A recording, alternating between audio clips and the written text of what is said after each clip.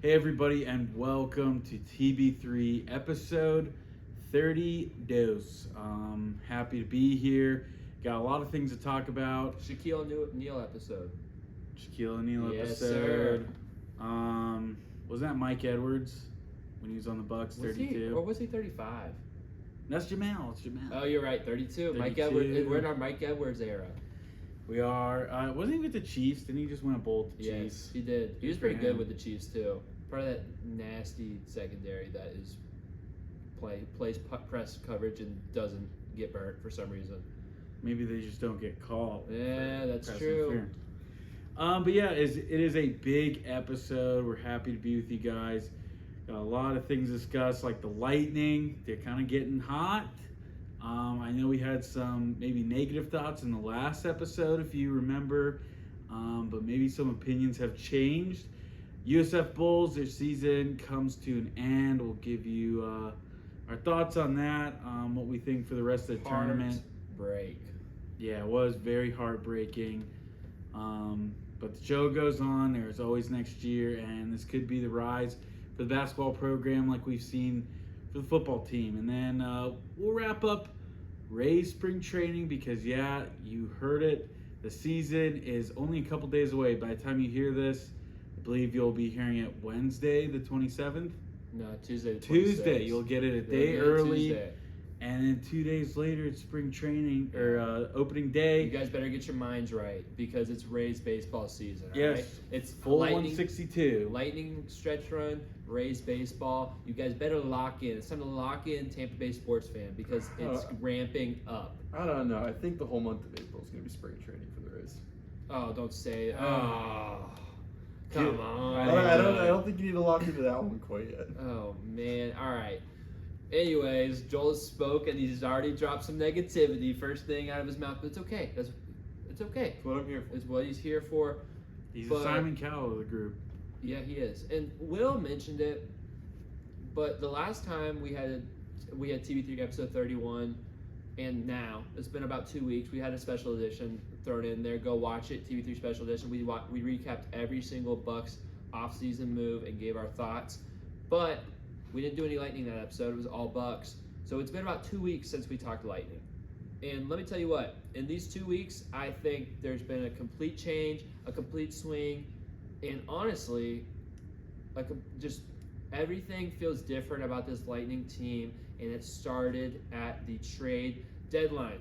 But we have a lot of games to recap, so we're gonna jumble in the last homestand for the Lightning into one little bundle. We're not gonna recap it game by game. We're just going to tell you what happened, and what happened was the Tampa Bay Lightning, the day before the trade deadline, the night before, they hosted a lowly Calgary Flames team. Wow, come on, Colby. And they weren't able to pull it out. The Lightning lost another frustrating game. They lost a few in a couple weeks span, and it would happen again. They lost this game 6-3, and then Season's over. The season's over. It was not good vibes in the Bay Area. However, the trade deadline hit. Actually, in the middle of this game, we talked about this, but Anthony Duclair came over to the Lightning. And then the next day, the trade deadline was about 4 o'clock, and the Lightning were not done. They also acquired Matt Dumba to shore up their defense. So that was two big moves by Julia and Breeze boys, and the Lightning turned a switch. Due to these moves, John Cooper maybe, some adjustments, all these things turned into 2 wins to finish out their homestand. One was a massive one where they scored 1 touchdown and shut out the other team to 0. They beat a Philadelphia Flyers team that's competing for a playoff spot 7-0. Huge win for the Lightning. Everything was clicking. Darren Radish 5 assists. Crazy legacy game. And then the Lightning were not done because they hosted a really good New York Rangers team and they pulled out another big win. They won this one 6-3, and they ended up finishing out this homestand 2-1. And this kind of changed the complexion of their team. So, I mean, how do you guys feel about those 3 games we kind of just mentioned? I mean, I think the mood the last time we were talking about the Lightning was wasn't very high. It wasn't the highest it's been this season. And I mean, me personally, I'll admit it. I said season's over. I didn't believe in them at all. I thought they were done for. I think we even were able to break the Anthony Duclair news on, but it didn't get me. They get me fired up. I still felt like that really wasn't going to make a difference, and I'm glad.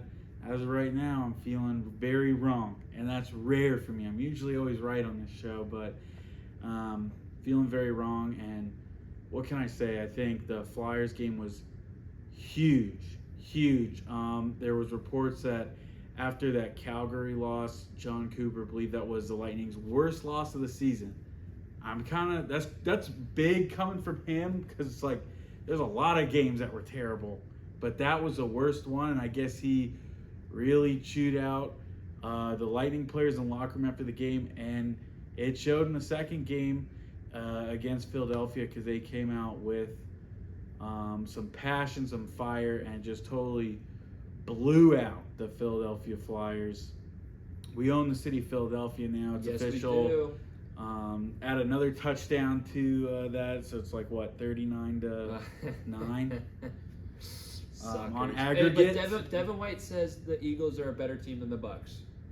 Hey, all I know is when I go to Delco's, I see that 2008 World Series stadium against the Phillies, and I'm reminded that Philadelphia does own us. Just wanted to clarify that for anybody out there. They don't own us this decade.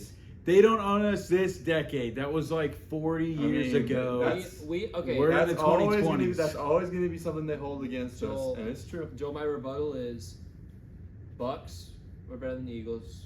Lightning are better than Flyers. Right. Maybe the Phillies own the Rays, but the Bucks own the Eagles and the Lightning own the Flyers. All I'm saying is the Delco's bathroom there in Dunedin, good spot, doesn't lie. I know. I'm just saying that's 2 out of 3. 2 out of 3 for Tampa Bay. I mean, as far as playing each other in the final series, they got us. Again, that was a zillion years ago. We're in the 2020s, and right now we own Philadelphia. We own Boston. We own them all. I just had to cover it for the YouTube threads that are going to happen where they're like, well, actually, in 2008, the Phillies did smoke the Rays' butts.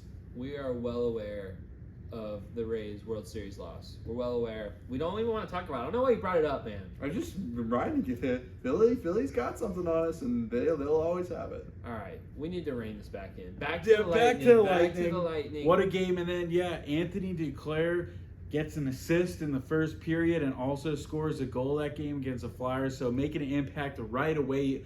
I love to see it. And then the Rangers, I think Philly, they should have won. Pretty good. They blew them out. But I think the Rangers was a huge test. Could they keep it going? Could they take it to another top team? And they dominated. Absolutely dominated. Braden Point, had 6 points? Yeah. I mean, Hattie 6 points total, absolute tear, and I think that has really sparked them for their current state right now. Yeah, I mean, just the difference between the team that played Calgary and the team that played Philadelphia was palpable. I mean, they come out against the Flyers and they score four goals in the first period of that game. Absolute domination, maybe one of, if not the best periods of the whole entire Lightning season. And I think, honestly, in this turnaround for the Lightning, I got to give a lot, if not all, but a lot of the credit to John Cooper. He's really shown his pedigree and his experience as a coach. He's really showing that he's not just a product of the good players he's had, but he really is a genius hockey mind. He really is a great leader of men, and he's showing that because, like Will said, he ripped them. He ripped them in the locker room after Calgary. And not only did he rip him, he looked at himself in the mirror and he was able to kind of look and see what's going wrong with this team. What's going wrong with this team? And after the trade deadline, there was a moving puzzle. There was new pieces to add, and John Cooper switched up the lines. He switched up the lines, and he did something that not a lot of people would have the guts to do. He moved an all-time great scorer, one of, if not the best players in Lightning franchise history, to the second line, and that's Steven Stamkos. He switched the lines around. So basically, the first line after the trade deadline has been consisting of Brandon Hagel, Braden Point, Nikita Kucherov. And then the second line has been consisting of Anthony Cirelli, Anthony Duclair, and Steven Stamkos. And just that switch alone, there's been more, and we'll get into it right now, but just that switch alone has caused the Lightning to be so much faster and so much more aggressive on the ice. And I just have to give a lot of props to John Cooper for this turnaround. I really do. You knew the team had this kind of skill, this kind of potential, and it was just a matter of when. It was a matter of, is this going to happen this year? We see it every year, but is this not the year? And it's great to see that in these past couple of weeks, the team has found their identity, and now it's not a question of if they're going to the playoffs. It's a question of they're going to the playoffs, and it looks like they're going in hot. So there is potential behind this team, and this could be a long ride for them going into the postseason. I certainly love that. Yeah, I think John Cooper, you got to give him all the credit in the world. I remember all you fans who wanted him out of here a couple years ago. I won't ever forget that. And look at him now. He's a dog. And I think, sometimes moving your stars works out a lot. I think we've seen that, at least with the Lightning and their prior Stanley Cup runs, as Steven Stamkos wasn't always on the starting line. He was sometimes on 2 and 3. And you got to do what works, but I think the best thing about this team is their experience. They know what it takes, and it's going to make them even better. It's not going to do anything to hinder them. Yeah, and all these moves that have been made on the lines have just freed up these players to do what they do best. And a great example is Anthony Cirelli and Brandon Hagel were sharing the second line. And to me, I think Hagel and Cirelli are very similar players. They both play both ends. They're both scrappy. They both have some offensive game, but they get a lot of their production by just being pests. I was going to say hounds, and I was going to say pests, and I said hest. By being pests, they take the puck away, they get in front of the net, they get on breakaways, they do stuff like that. They're great on the penalty kill, all of these things. But both of them on the same line was kind of hindering each one of their abilities because they're very similar players. So moving Hagel up to the first line has given that first line a lot more grit, has been able to kind of set up Kucherov and Point in more space because Hagel's able to do the dirty work and set them up, and he still is able to play in space because he is a talented player.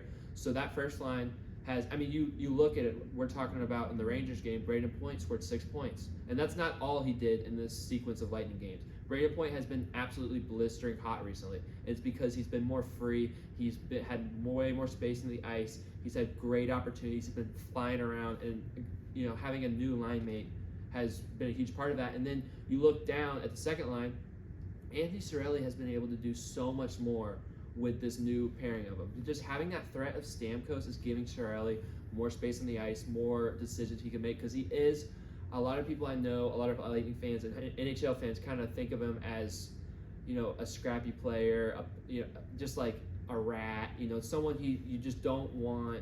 You're not a skilled player, but Cirelli has a lot of skill. He scored a lot of goals. I think, I don't remember what year it was, I think 20 or 21. He scored a lot of goals, especially in the playoffs. He scored a lot of goals. He is a goal scorer. He can do that. So having that threat of Stamkos along with Duclair, which, Anthony Duclair has been such a bright spot for this team. That line has been able to get scrappy in front of the net and then also have the threat of Stamkos. So it's been great. And then you look down at the third line, another change the Lightning did is they moved up Connor Sheary to play with Mikey Eyssimont and Nick Paul in that third line. And Connor Sheary has been playing some of his best hockey in the last couple of weeks. He's scored a couple goals. He had goals in back-to-back games at one point in this sequence of games. So he's playing better. It's allowing Nick Paul to kind of play his natural position more and just muck up the game. And then, Eysimont's, you know what you're going to get from him. So all of these and then the last thing before I don't know what we're doing. But before the last thing to do is they also moved Darren Radish to be Victor Hedman's defenseman partner and be the first one line of that.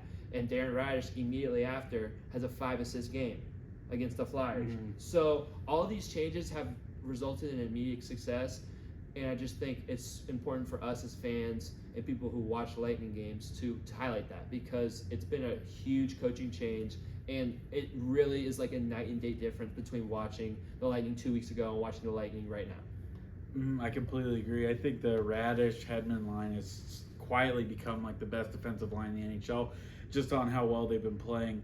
I think you've really summed it up, though. Great moves and just completely different hockey, and at the right time, because I think my biggest fear was that we kind of saw them get hot earlier towards the All-Star break, and I thought that might have been it, and we're not going to see it again, but just a couple tweaks to the lineup, and they're just as hot again. Say probably even hotter than they were before the All-Star break, so really love to see that. Great insight there. And this is something we've seen time and time again, so if there's a stretch in the playoffs where we go a little bit cold for a game or two, we know we have this in our back pocket, so it's an exciting team and an exciting brand of hockey. Yeah, also beating the Rangers is critical for this team because that's probably you either playing the Rangers or the Panthers, and we'll see. They took both those teams down in back-to-back games, so you're gonna have to play one of these teams. You're gonna be in a wild card spot. They might catch someone in the Atlantic standings. There's a slight chance, but Toronto. I've been watching the standings. It's small. Much more likely you're gonna be in a wild card spot. So you're either gonna play New York or you're gonna play Florida. These are both teams that the Lightning have beaten in recent memory in the playoffs, but you want to leave on a good note against these teams. Like, you don't want... I think the Rangers had beaten the Lightning every other game except for this one. So it's good to get that last one in Emily. It's good to set that tone. And then as we move on, they played that other team that we might play. That team down south that kind of embarrassed the Lightning last time they played. Yeah, they really did. I think as far as playoff standings, like if I'm the Panthers or if I'm the Rangers, don't want to see the Lightning. I don't want to see the Lightning at all, and especially like if I'm the Rangers, I'm shaking in my boots because they might have had us in the regular season, but if you look at the recent playoff history between the two, I'm betting the house on the Tampa Bay Lightning. So I think I almost would rather have them kind of sit in this wild card spot because I think to have the Lightning be your first round matchup as a wild card, that's no bueno for either team. That's a brutal draw. Like, you've been one of the best teams in the Eastern Conference all year, and then you just have to draw the most experienced and dangerous team in the whole league in the first round. That's brutal for them. Brutal. Like, those fan bases, those players are pissed. So just keep playing good hockey. Keep playing hot. And that's what the Lightning did. After winning 2 games in a row at home, they started their road trip. And this was a 5-game road trip, a long one. And it would go to the other side of the country, but it would first take a quick stop just a couple hours south in Florida against the Florida Panthers. And boy, what a game this was. As the Lightning came out hot, there were some funky bounces, a fast-paced game, and the Lightning took advantage. In the first period, they would go up 20 seconds in with a Steven Stamkos goal. They get 1-0, and then they would keep their foot on the gas as Mikey Eyssimont would get another goal, a nice little rebound goal on a breakaway. You'll love to see it. And the Lightning were up 2-0 going into the second period, and the Tampa Bay Lightning would keep the pressure on as Darren Radish, we already mentioned him, he is up there with Victor Hedman, and he's playing really good hockey. He would score his 5th goal of the season to make it 3-0 Lightning. And then that man, an iconic duo, Steven Stamkos and the power play, another goal for the record books. He would score the goal that makes it 4-0 Lightning on his power play, his 27th of the year. Snooze fest, that's just what he does. However, the rest of the game was not a snooze fest, as the Florida Panthers would respond very quickly to this goal to make it 4-1. Matthew Tkachuk would score that goal. It's 4-1 Lightning, and then Sam Reinhart, having a really good season for the Panthers, would score on the power play to make it 4-2, and that's what the score would be at the end of the second period, headed in the third. And this third period is when the big cat showed his big cojones, as he kept the Lightning in the lead, quite frankly. However, Sam Reinhart would score his 48th goal of the season. I told you he was having a good season. He's actually having a great season. And he would make it 4-3 with about 4 minutes left. However, the Lightning would hold on as Nikita Kucherov would get an empty net goal to make it 5-3 Lightning, and that's what the score would be. Mr. Andrei Vasilevsky, what a night, what a night. He finished this game with 47 saves on 50 shot attempts, and he was the MVP of this game for me, man. Yeah, you have to give it to Andrei Vasilevsky because what a performance, especially when going up 4-0. It is very easy. And we've seen the Lightning do this as they've kind of let their foot off the gas. We've seen it too many times.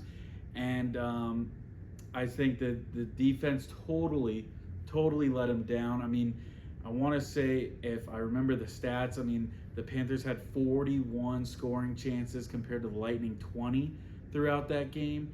But Andre Vasilevsky was able to keep the bleeding to a minimum. Lightning were able to hold on. As Kuchu got the empty net, right? Mm-hmm. Yep. So clutch empty net there, but yeah, you gotta give it to Vassy because the defense did not play very good.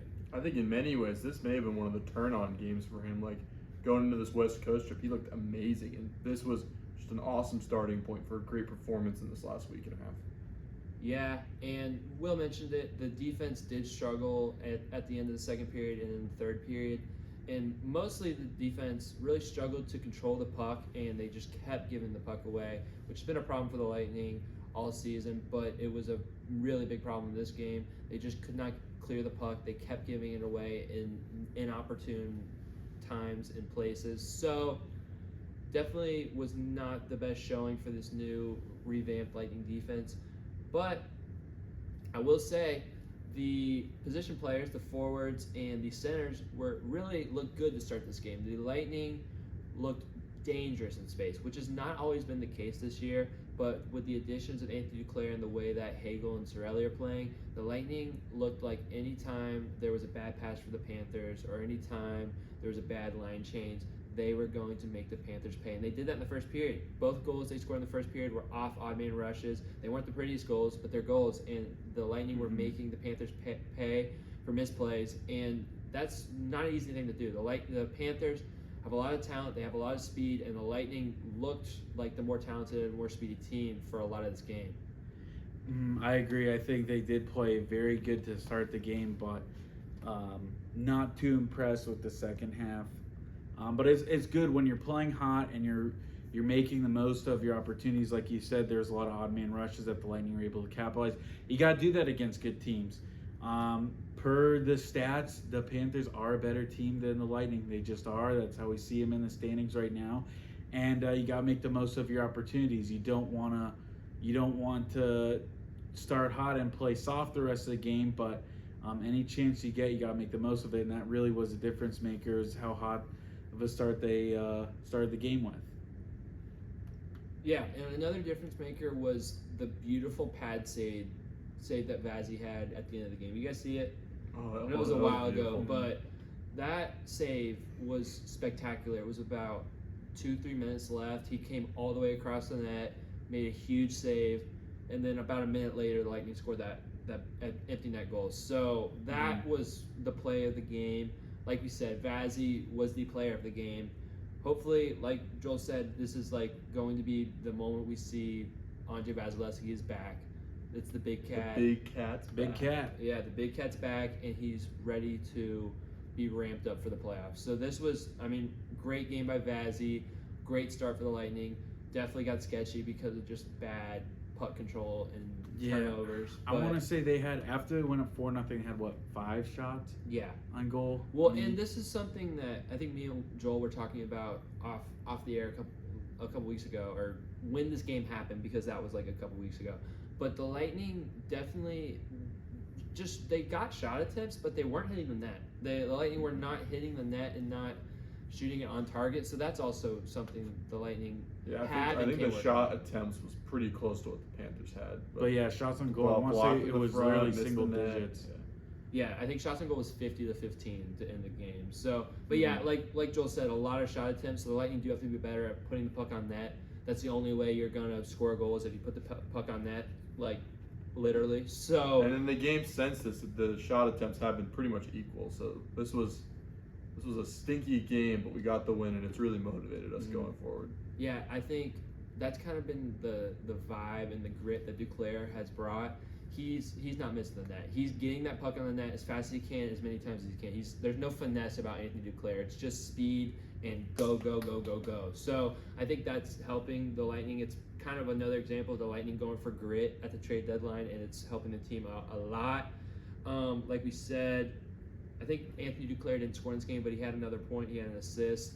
He He started had off an hot. assist. He had an assist because I'm pretty sure it was his first 5 games with the Lightning. He had a point. He tied the record in the last game for most straight games starting out your career with the Lightning. He tied it with some guy from the inaugural season. Talk about making a So good I want to say don't have it for me. I think it was like 17 straight games. Like not Duclair, maybe 7.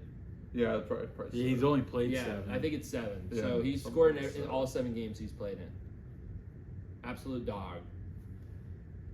But you guys have anything else for this game?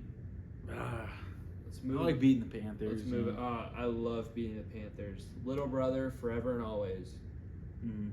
Man, in the Lightning, this was a tough stretch for the Lightning as they got on a plane and West Coast trip. They headed to the West Coast. The West Coast trip, these were daunting for the Rays in 2023, but they haven't been as bad for the Lightning. And the Lightning started off with probably the premier West Coast team, at least last year, the Vegas Golden Knights. The defending Stanley Cup champions would play the Lightning, but the Lightning this time would play in their house. The Lightning have already beaten the Knights once. Can they do it again? I don't know. We'll find out right now. But this wasn't a good start for the Lightning as Jonathan Marchessault would put the Knights up 1-0 in this game. However, the Lightning would respond in this period as Anthony Cirelli would score a shorthanded goal. You'll love to see those. Tie the game up 1-1.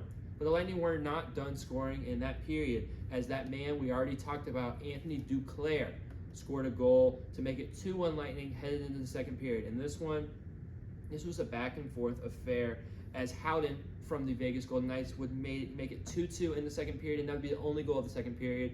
We are tied up, headed to the third, and the third period was a frenzy as the Lightning would start off this feeding frenzy with Braden Point, a power play goal to put the Lightning up 3-2. However, Hutton from the Vegas Golden Knights would tie this game up 3-3, and man, we're looking like it's going to be a photo finish. Are we going to overtime again? We always have overtime games as the Lightning.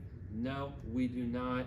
Braden Point, about 4 minutes later, would score another goal, his 38th of the season. He is smoking hot, and he puts the Lightning up 4-3. And then another Nikita Kucherov empty net goal to make it 5-3 Lightning, and that's what your final score would be. The Lightning win 5-3 to start off the West Coast trip right. Yeah, I think the most perfect way you could start off any kind of road trip is facing last year's Stanley Cup champs and the Vegas Golden Knights. And man, when we looked at the schedule, I mean, going into the final stretch, it is pretty brutal. And you think you just played the Panthers, Rangers, and now you play the Knights. But the Lightning were able to prevail. Did not start out pretty. It was like a 3-on-1 that they gave up their first goal. But they locked it down pretty much after that, and they played solid throughout. Duclair had a goal, which is awesome. So at that point, he was at 4 points, I think. Yeah. So what a dog, man. It's great win. Yeah, no complaints. Yeah. But start out this West Coast trip the way you got it. I love the way the Lightning were able to respond to, like Will said, 3-on-1, terrible defense. The Knights are playing tic-tac-toe and scoring a goal, and it's like, oof, we're in their house. This might not be the Lightning's night. Yeah, here we go is the best way to put it. But they responded about 5 minutes later. They calmed the game down, and they were able to score, which I'd love to see. I love when the Lightning are able to stem the tide. I think that's a huge part of hockey. The momentum. If you're not big into hockey, it's hard to kind of understand how momentum affects the game, and you could just tell, just like the way people are skating and the way the puck is moving, just momentum just take over in some games. And the teams that are able to kind of stem the tide and stop the momentum are the best teams, and that's what the Lightning did in this game. They tied it up and actually took the lead going into the second period, so that was a great job by the Lightning.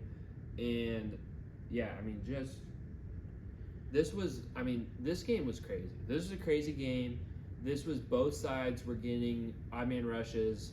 Got to give credit to both the goalies. Vazzy played another really solid game. And just, again, to be able to hang in a back and forth game as with this new look Lightning is just so encouraging to me personally. This was a fun game too. Like this is like my favorite type of hockey game, and it really got me charged up for the games this week. Preview to the Stanley Cup final? No. I hope so, dude. That'd be It'd be a nice stop the repeat. You want to know? You want to know what's crazy? Vegas might not even get in the playoffs. They're getting St. Really? Louis is on their tail right now, and they're in the last wild card spot. I would love to see. Yeah, I that. would It's love St. You know how I feel about St. Louis. Dude, St. Louis is the heart of America. It would you be know, so. they stink. No, come they on. stink. Okay, Will. If Pam don't- from The Office likes the Blues, then so do I. Okay, Will, don't act like it wouldn't be hilarious if the Vegas Knights circumvent and don't even make the Yeah, playoffs. that would be I mean, that awesome. would That would be hilarious. That would be awesome, of course. Except I hate the Blues. I absolutely hate them. I hate Jordan Gloria, Binnington. Gloria. Ugh. Why They're do just the worst. They gave us Pat Maroon, man. What's to hate about him? Yeah, well, but that's the thing. Like, you only like Pat Maroon if he's on your team. No, I still like him. Duh, I kind of don't like him anymore, and I He's on the kind of hate. Bruins now, huh? I Yeah. kind of hated him when It's he hard to when like he was anyone on the on the Bruins. Blues. So, what was I gonna say? Yeah, I hate the Blues. There's no reason to like them. But yeah, I don't think it's gonna be a Stanley Cup rematch. I don't think the Knights are getting out the West. Is my point here. I don't I think the know. Lightning If they can just get in, I think we've seen that time and time again. If you just get in, This is Your the money. Canucks They have here. the- This is the Canucks here to get out the West. that would be awesome. That's That would be that's a awesome. heartwarming Yeah, story for that's the what I'm Vancouver saying. Canucks. They got cool jerseys too. Sick sweaters. Yeah, I do really appreciate their uniforms. I'm gonna go off on a tangent. All right. Yeah, we can't go there. Tampa Bay Lightning. I think, goodness sakes, man, Hagel. I mean, the best defenseman on a power penalty kill you can Oh, ask for, yeah. shorthanded goal. I don't think there's anybody better He's so for good. the penalty kill. Him, you can add Sorelli in there. He's literally Hagel is just Blake Coleman reincarnated. Like they're the same person, and they're both incredible. So good. Mhm.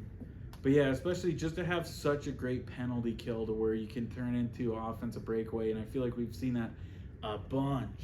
So you gotta give a huge shout out to him, and I think kind of to piggyback off of what you said earlier, I think the biggest takeaway too for me in this game is the Lightning always responded after Vegas would do something. I think, like I've said, we've seen them blow leads or we've seen them go down by 2 or 3 goals, but I think every time Vegas threw a punch, the Lightning were able to punch back, and they ultimately were able to end it with the back-to-back Cooch Yep. empty netters. Mm-hmm. So yeah, These this stat game was pad huge. needs that Hart Trophy, Yeah. man.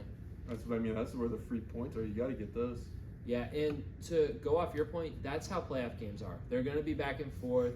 You are going to get some playoff games where one team's going to be in the lead the whole game, but there's a lot of games, elimination games, big swing games in the series that are going to go back and forth. And the team that's able to stem the tide and punch back is going to win those games. And I think the most impressive punch that the Lightning threw actually might have been on the defensive end, because Braden Point scored the go-ahead goal with about 8 minutes left, and the Lightning held the Knights scoreless for the rest of the game. So that's really impressive for me personally to see the Lightning tighten up the game, choke down on defense, and hold the Knights scoreless for 8 minutes to close out the game. Yeah, I completely agree. We've seen some defensive breakdowns, and especially in late games like that. I mean, that's a recipe for the Lightning to send that game to overtime off a poor defensive play. So yeah, that is a great point. Great job, defense. It was nice going to overtime a lot this week too, because you get that point. Like, we're needing points right now, and to just be assured you got that 1 point going into the end of this game. Like, there was something refreshing about that. But so. it's nice to not give Vegas a point. I don't care, man. That ain't even in my conference. Yeah, we just talked about how we want to see him not go in. You're the one who wants him to go in. True. Well, you guys are talking about that. Yeah, okay. I don't want him to go in. I just also hate the Blues, and I don't want them to go in either. Can hate both teams. That's You're sports, just man. opening this tangent, man. You're like, let's reopen that tangent. Sports is all about picking a team that you hate least in the other team. That's one of the skills you learn in sports. I'll say it. It's true. I'm a big Detroit Tigers fan. Huh, because you don't like any of the Central teams. I don't know. I guess I just like Miguel Cabrera. that was a great. I like, man. If the Detroit Tigers had more orange in their jerseys, I'd like them more. Their jerseys suck. Their spring training ones are sick. Yes, that logo's They're sick. cool. I went to a Blue Jays game. What day was that? Last Friday. Or 2 Fridays ago. 2 Fridays ago I went to one and they played the Tigers. And yeah, I saw those uniforms for the first time. The orange hat, fire with the old, kind of their old school Tiger logo, like it's just a face. Yeah, what are they doing not putting more orange? At least, Being a classic 1901 team. The road hat, though, with just a plain orange, though, is sick. That is good. Yeah. It is sick. It's sick. So, No. yeah, that's our Detroit Tigers segment of the Yeah. show. But yeah, dude, one more random thing. Because Yes. you're talking about teams you hate the least. Yeah, well, we're going to move on to this next game anyway, Yeah. so finish it off. I just like having a list of things I hate. Like, it might be players. I need to do a TB3 special where I just read off this list of A it's YouTube teams. video. Yeah, teams, players, Oh, coaches, dude, you know just what it guys I is? hate. Oh, Will, I just thought of a fire Instagram. You know, like those videos where it's like, good night to everyone except, and you just Oh, list man. up, we'll make that video. That would be We'll like a make that book. video. It'll Yeah, be yeah, like yeah. a Lord of the Rings Yes. movie. Yep. Yeah, all right, we're going to record that video. Follow us on Instagram. All right, but yeah, what do you hate? Sorry. comment of the day. Put under the post. Who do you hate? Tell us why. Something niche in sports that you just don't like. Hate, if you will. Hate's a strong word, Hate's a but I strong hate word. the Blues. Okay. And I hate who do the Lightning play next? The Sharks. I feel bad for them. I don't No, really I hate don't them. hate But them. they What- played the Sharks. Yeah. They're Oh, okay. second. I thought you had something else you wanted to I was hate. trying to do a little low key Oh. transition into. Sorry, Oh, man, I hate But I don't hate the spoiled it Sharks, so for it you. didn't I really hate. work. You know what I hate? I hate that the Sharks didn't win the Stanley Cup when they were in it. I Hate hate that the that. Sharks wasted Anthony Declare's. I hate that they gave it. No, I love that they gave them to us. Anyways, Will's right. The Lightning continued their West Coast trip. They headed up the coast to San Jose. I know my geography, and I know that's right. Suck it. So, the Tampa Bay Lightning, these are the Sharks. This is a nice little break because, like we said, the Lightning had a really, really hard schedule leading up to this. And would the Lightning play down to their competition is the question. And we kind of had it answered as this was a little bit of a slugfest for a little bit of this game. As in the first period, Nick Paul, off a crazy goal. I don't know if you guys are watching the game, but Victor Hedman tries to pass it around the boards. It hits like some type of corner, bounces right in front of the net. No one knows where the puck is except for Nick Paul, and he just buries it. So that was a really fortunate bounce for the Lightning. However, the Sharks responded very quickly. About 2 minutes later, William Eklund would score a goal to make it 1-1 in the first period, and then that's what our score would be after the second. As no one would score, there was a couple decent chances, but honestly, a lot of ice tilting towards the Sharks in these first 2 periods. But the Lightning were still holding on 1-1, and then the Lightning, they would strike in this third period. Early on, 30 seconds in, that man again on the power play, Braden Point, would score his 39th goal of the season to make it 2-1 Lightning. And speaking of that man again, we have a lot of them recently, but against his former team, Anthony Duclair gets his 20th goal of the season, another goal with the Lightning about 6 minutes later to make it 3-1 Lightning, giving them that nice insurance goal. And the Bolts weren't done. Braden Point is on a heater, and this was his 40th goal of the season, puts the Lightning up 4-1, and that's all she wrote. The Lightning won this game after a really good third period, 4-1 in San Jose. Yeah, you gotta feel bad for the Sharks because their coach said Dude, after this the game, Shark, like, okay, I'm sorry. Not to tangent, but their jerseys are so beautiful. they're beautiful. They are You meant to say amazing. ugly. No. They're cool. No. I like how they use more teal than No. less. The black and teal jerseys with that like fin. Oh my gosh, it's gorgeous. Yeah, it's pretty cool. It's pretty cool. I was looking into it. It's like something heritage for the city or something like that. All right, what the I Sharks coach didn't. say? I think I'm trying to remember the replay, but didn't that weird bouncing puck like also go off the referee or something? It was There crazy. was a lot of crazy stuff. I don't on know that what bounce. caused it to make that sharp bounce. I was assuming it was like a little like ledge on the board, but I have no idea. I really don't. Maybe it was the referee. I have no idea. I literally It's definitely one worth rewatching. I was telling these guys, I watched the goal like 4 times before I understood what happened. It was like I was so confused as to why what happened. I was just like, oh, they scored? What? I like rewinded it like 4 times. I just did not understand what happened. So that was a crazy goal. Joel's right. But Will was talking about the Sharks coach. It's just they lost like 6 games in a row going into that one, and then you look at they lost 4-1, but like coach was talking about how that was like he was impressed with their performance, and it's like things aren't going right when you lose 4-1, and like that's what you celebrate. Your team looked pretty good, so I feel bad for them. I really do. But I also think they did actually play pretty decent because the Lightning sloppy turnover, give up a goal, and then Eric Chernak. Yeah, gosh. a dormant second period where there were no goals scored for your Tampa Bay Lightning. And I think the Sharks did play a pretty decent second period. Vazzy kept them in it, and then they pulled away there in the third. So yeah, I think you can't play down to your opponents. But it's great you came out with a very solid win, 4-1. There's nothing to be disappointed about. Yeah, I mean, I think one of the most disappointing players this year for me has been Eric Chernak. I feel like he just has these blunders very frequently, like a lot of turnovers. He's not on that first defensive pairing with Hedman anymore. But yeah, this was, I don't know if you guys watched the game. I know it was late, so you guys might not have seen it at home. But he was going up the ice and he just fell, and he gave the puck right to San Jose, and they scored right off of it. So that's how the game got tied. It was really a bad turnover. So I guess I'm just kind of ripping in Eric Chernak right now. That was like one of those soccer things where it's like you kind of feel bad for him, but it's like his pride's hurt. That's all. Yeah, it's just you can't have it. You can't have it. No, it was a bad turnover, and also that first period, it was a funky start to this game for the Lightning. The Lightning only had 4 shots on net in the entire first period. So that's kind of bringing in that problem that we talked about earlier for the Panthers game.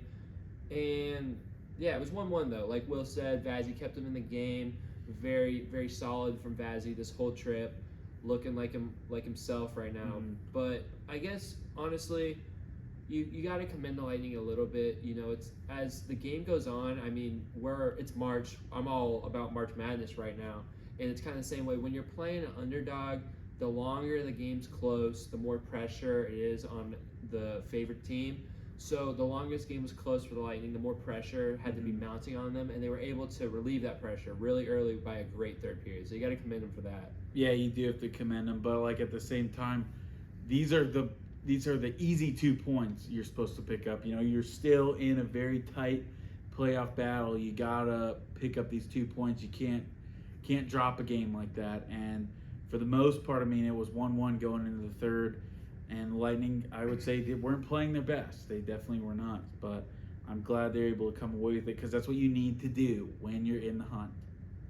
I got a little game for you guys. All right. So in that game, Nikita Kucherov reached 120 points on the season. He becomes the second player in NHL history to have multiple 120-point seasons. Who is the other one? Who is the other player? I'm going Mario Lemieux. Connor McDavid. Final answers? I'm good with mine, It is Connor McDavid. Ah. It's like that's one where you go, okay, that seems pretty easy, but There's a lot of good players. There's been a lot of good players who score a bunch, and little tidbit. Yeah, but yeah, McDavid is really healthy. Like, when's the last time Connor McDavid got hurt? Never. It's been a long time. So that's like a credit to that guy. Overrated. We're not doing this. He's going to be Ovechkin until he wins a cup. Like, the whole thing with Ovechkin was gotta win a cup. He's got to win a cup. I think Edmonton should trade him. I don't know if they should. I don't know if, cool. Yeah, good, yeah. We'll take him off your hands. We'll give you Eric Chernak and a second-round pick. Deal? Yeah, that seems like pretty. It seems fair to me. Yeah, this was a add a couple other stuff. Steve Sternberg. Nice. Carlton. Oh, we already traded Carlton Davis. Robert Hainsey. Our Wander Franco jersey supply, all the stuff that hasn't been sold yet. Yeah. All right. Yeah, that seems like a fair trade. Traffic on I-4. Dude, Edmonton, a normal Edmonton would die if they had to go in I-4 traffic. The small die. Canadian mind cannot They can't comprehend fathom that. I-4 traffic at like 5:30 in Tampa. I can't comprehend it either. It's a nightmare scenario if you get stuck in it. Like really, it's like nightmare fuel. Will's tired. That's why he keeps going on with all these tangents. He's just angry. Yeah, I mean, I don't really have much else about this game. It was good to see Duclair, make his former team pay. Rubbing it in. Yeah, just. I mean, I heard the Sharks broadcast for this goal, and they were just like, we've seen this a lot. Like, they were just happy for him. The Sharks broadcast team was just happy to be there. There's nothing else to be happy about in San Jose. Honestly, apparently they have nice jerseys, like you guys were saying. They're beautiful. But honestly, this was like Duclair's best goal because it was a nice little backhand move, top shelf. Loved that. So he's more than scrap. He's got some skill. He's got some silky hands on him, if you will. But yeah, I mean, nothing that Braden Point, dog. I mean, just blistering hot right now. So that's awesome. But other than that, I'm ready to move on to the next game. Think of a transition. Let me see here. Who's going to be king of the NHL? Yes. Oh, that's it. Okay. Could they stay kings of their West Coast trip? Yeah, I don't know. But we'll have to find out in LA against the Kings. Staples Center. Snoop Dogg maybe was in the house. I don't know. Will Ferrell probably. Rest in peace to being called Staples Center. Oh, yeah, you're right. It's Crypto.com. Dang it, Cole. Yeah. Rest in peace. They never should have got rid of Staples Center. That makes me so mad when some of those naming rights, even though like it's not like ideal anymore, like just gotta get locked in. Like that's gotta be a locked in name. Speaking of locked in, the Lightning were not locked in to start this game. They didn't play good the first two periods. Quite frankly, the Kings would go up with a Kemp goal to go up 1-0 in the first period. However, the Lightning would respond. Braden Point would get his 41st goal. He's so hot, I can't even be near him. He's so hot right now. However, the second period was not great for the Lightning. They would go scoreless, but the Kings would not. Mr. Moore on the Los Angeles Kings would score a goal, his 26th of the year, to make it 2-1 Los Angeles. And then Anderson on the Kings immediately in the third period would make it 3-1 LA. However, it's a road trip. It's been a long road trip. There's a game tomorrow for the Lightning. I just don't know if they're going to come back, but they are. With about 4 minutes left, Steven Stamkos on the power play gives the Lightning some momentum, and they would take that momentum into an empty net situation, and they would ride that momentum to a goal. Steven Stamkos, again, beautiful pass from Nikita Kucherov. Just gorgeous. Puts it in. It's tied 3-3. We're headed to overtime. Would the Lightning, they already got a point. Are they going to get two off a game they had no business going to overtime for? No. They're going to lose. Gavrikov for the Kings would end the Lightning's misery really early. About 30 seconds in, he would score on a breakaway, and the Lightning would lose this one 4-3, but pick up a point in overtime. This was a point we did not deserve, so this is one of those things you love so much. We scored that last goal, 5 seconds left in the game. About 45, but 45. Okay. It was still empty net situation. Yeah, that's just the most exciting goal. You're planning on losing. You say, hey, we'll see what happens, and to tie it there, get that point. Oh, I love it.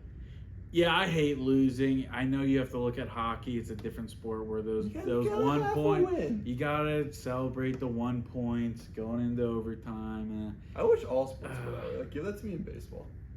Baseball could baseball use a point system? Now that they have that runner on second base rule, I think they might need it. I actually agree with you, Joel. That's a good point. A point system for baseball? Because of the runner on second. Because that's why they have it in hockey, correct? Because yeah, it's 3-on-3. It stings. Yeah. It's a quicker way to end a game that would otherwise go pretty long. So, hey, baseball, if you're listening. That's a very good point. Joel, you're onto something here. Joel has just fixed Major League Baseball. Yeah, you're onto something. Just take some ideas from hockey. They got some good ideas over there. Canada knows what's up. I like it. Yeah, I mean, like Will and Joel said, the Lightning, this is a free point for the Lightning. Like Joel said, Will said he hates losing. But this is a free point for the Lightning. They played terrible in the first and second period. There was numerous breakaway chances. The Lightning just were not as crisp with the puck in this game as they have been. And the defense was a little bit lazy. a little bit lazy, losing some assignments, but mostly it was just not being crisp and careful with the puck. Led to a lot of breakaways, and they're going to score on breakaways. At the end of the day, Vazzy can only save so many. He saved a few, and he had another solid game, but there's too many breakaway chances and not enough defense for the Lightning in this game. You could tell the trip was getting long. The guys were getting tired. They knew they had a back-to-back, so they had to conserve some energy, and it showed. Yeah, I agree. I just think can't play flat for 2 periods and expect a whole lot of good to come out of it. Like you gotta give Steven Stamkos a lot of credit there, putting the team on his back, tying up the game basically on his own there in the 3rd period. But going down 3-1, playing pretty dormant period 1 and period 2. You just can't get into that rhythm. Said that probably 100 times this season, and I know we got lucky with the point this time, but I don't like it. I hate games like this where it's just so frustrating. They give you just a little bit of hope, just a glimmer of hope, and then 25 seconds into overtime they give up a goal. I hate that. I hate it. I gave up on this game in the second I went to bed. Yeah, it's hard. It's hard when you're playing terrible hockey and it's a West Coast trip. Like, it's hard to keep your viewers engaged. You got to play good from the start, Lightning. What was I just about to say? Was this the game? I don't remember this game or the Ducks game, but we I think we were getting a power play or something. We scored with like 5 seconds left in one of the periods. You remember which game that was? I think that was Ducks. Okay, that was Ducks. I think that actually it was. No. It might have even been Sharks. It was one of those weeks where it all kind of got clogged together. I don't know, but that was no. It was this game. Okay, Braden Point power play goal with about 5 seconds. That was. I think that was the goal of the first period. But that set the tone for this game, and then we didn't take it into the second. Yeah, no, I agree. It's always good to. Those power plays never feel the same when they overlap to start the new period. You know, because you gotta get the face off in the middle of the ice. It's like 40 seconds. You can't really like get in the groove. So it's good to get the power play goal before it expires at the end of the period, you know? Yeah, like it was supposed to demoralize the Kings, but it ultimately didn't. So. Oh, what I was going to say, speaking of that power play, the Lightning had 2 power play goals in this game, and their power play has been red hot. So during that kind of lull that they had where they were losing some subpar teams, just not playing as good hockey, their power play kind of got cold. It was shocking because that was like really the one thing that's been consistent for the Lightning, but everything goes through lulls. Even the best power play in hockey can have some bad stretches, but the power play is back on. Braden Point's been getting a lot of the action on the power play, right in the middle. Kuch is setting everyone up. So the power play has been exquisite recently. Just wanted to mention that because we've mentioned about everything else. Shout out the power play. Got to be dangerous along with your penalty kill, and I think they've both been pretty solid. Can I go off on a tangent again? Sure. Okay. I guess. So I was really negative earlier, but out of like, there's a lot of stuff I hate, but I actually do like the Kings. I'll be honest, I really like the Kings. I think their uniforms are perfect. No. I think their goal horn is perfect. And what's not to like about Anze Kopitar? Nothing. There's nothing. He's a dog. Like, I secretly really like the Kings. They just need to copy and paste their 90s jerseys. No, like, just these go, ones go are, back to the Gretzky jerseys. new No ones, questions. Their current ones are sick. No debate. Their current ones are absolutely fire. And then they have that one retro one with like the chrome helmet. That one's cool. Yeah, dude, I secretly love the Kings just because of their uniforms. I mean, Jonathan Quick, too. Like, how could you not? Yeah, fall in that's love with American Jonathan Quick? hero. That's an American hero. I concur. I like the Kings too. Yeah, the Kings are kind of sick, No, dude. honestly, like the only LA team I can get behind. Them and like the Clippers, I can get behind. And it's been like fun watching them in the playoffs because like NHL playoffs, best time of the year. I think I watch the most. That's like the most playoffs I watch outside the NFL.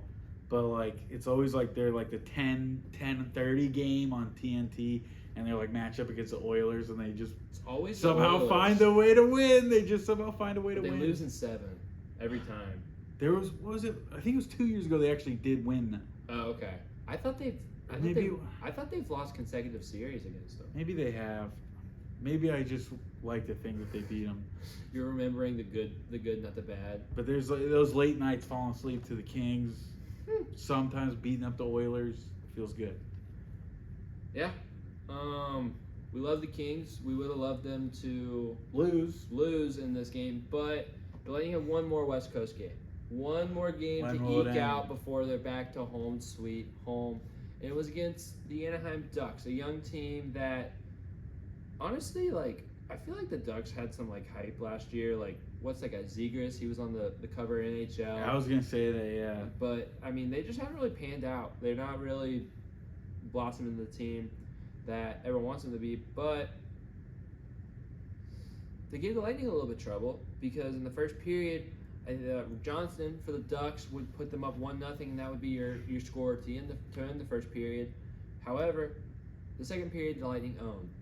Mr. Duclair, Anthony, as some of us call him, would tie the game-tying goal, would score the game-tying goal, 1-1, Lightning and Ducks. And then Luke Glendening, haven't heard his name in a while. He gets a nice goal, 2-1, Lightning. However, in the third period, the Ducks would tie it up. I'm not even gonna try to say that guy's name. I don't even remember how it's said. It's impossible. Yeah, it's hard, but I'm sure he's a good hockey player. It was 2-2, Ducks and Lightning, and that's what the score would be headed into overtime. Second game, yeah, there you go, Michukov. Yep, second game in a row, overtime on a West Coast trip. Last game of the trip, you got to be thinking this is not going to be a win for the Lightning. This is oh my goodness, Anthony Cirelli on the breakaway puts it away. Lightning win, end out the road trip like they played the whole time. What a win for the Bulls, and now they're headed back home. It was such a perfect overtime. Like, I don't think the Ducks had more than 5 seconds of puck control in that overtime section of the game. So, just the best way to win a game. Walk off like that. Oh. Yeah, this was a defensive battle, and the better defense won. In this game, the Lightning 4 for 4 on the penalty kill. Johansson, 30 saves, keeping the Lightning in it, and then they're able to close it out in overtime. You can't ask for a better defensive performance from the Lightning. I know we love the high-scoring games, and we love all the points, but sometimes you got to win it the dirty way, the gritty way, and the Lightning were able to do that. There was a 5-on-3 in this game, right? It was this game or the Kings. I'm pretty confident it was this game, and it was a pretty long one. I think it was like 45 seconds, and we killed it off no problem. When you got Brandon Hagel, all you need is one player on the penalty kill. They always say. Yeah, you're right. It lasted 1 minute. Wow, that's a long 5-on-3 that they killed. Like, it was impressive, and they always say if you don't score on a 5-on-3, you're probably gonna lose the game. And it was when we did that, it was like, oh, we're taking this to the bank. We just stopped a minute-long 5-on-3. Yeah, Jonas Johansson, ever since he's become the full-time backup goalie, has been tremendous, honestly. There's been a lot of games where he's been vital parts of wins. He's kept the Lightning in games. He's given Vazzy rest. And great backup goalie. Dude, Peter Budaj, that was the best Lightning backup goalie since Peter Budaj. And when you come was it spelled like B-U-D-A-J or something? And when you come from a background of Elliott from last year and then you get Johansson, it's such a big difference. So, yeah, he's been really good. Heaven forbid Vazzy has to miss any crucial games. We have Johansson. We have a really solid backup goalie, and I just want to give him props because he's been playing good hockey. I get excited when he plays. I'm like, ooh, Johansson's. I kind of agree. He made a really good save to start this game too. Like he stretched his pad in the first period because most part it was good Lightning defense in this game. However, there was a play in the first period of this game where a dude got it in the neutral zone, and I'm not even kidding. He just weaved through every single Lightning player and almost scored a backhand, and Johansson stopped it, and it was so bad to watch in my eyes. It was terrible defense, but he didn't score, and the Lightning played good defense for the most part. And to kind of piggyback up what Will said, the Lightning won almost every single type of game you could win on this road trip. They won a battle where their goalie had to carry them. They won a high-scoring back-and-forth game. They won a game against a team that's not very good that was playing with nothing to lose. They won a defensive battle. So they won in every way, and it's just kind of a great sign going into the playoffs where you're going to have to win in different ways. Completely agree. And yeah, just to go back to what Joel was saying a little earlier, how big it was to stop a 5-on-3 for a minute. I mean, pretty darn near close right after that is when Anthony Duclair scored the goal to tie it up 1-1. So I had to, Momentum. Yeah, I had to add on to that point. Had like a shorthanded goal and a 5-on-3 kill in like 2 games in a row. So that's love it. Anyways, I think, do we have anything else on this game? Not really. I mean, I think we could just kind of talk about how we feel, because I'm feeling very good, and kind of talking it through a little bit more and just seeing some of the stuff they're able to do. Road trips are never fun in the NHL.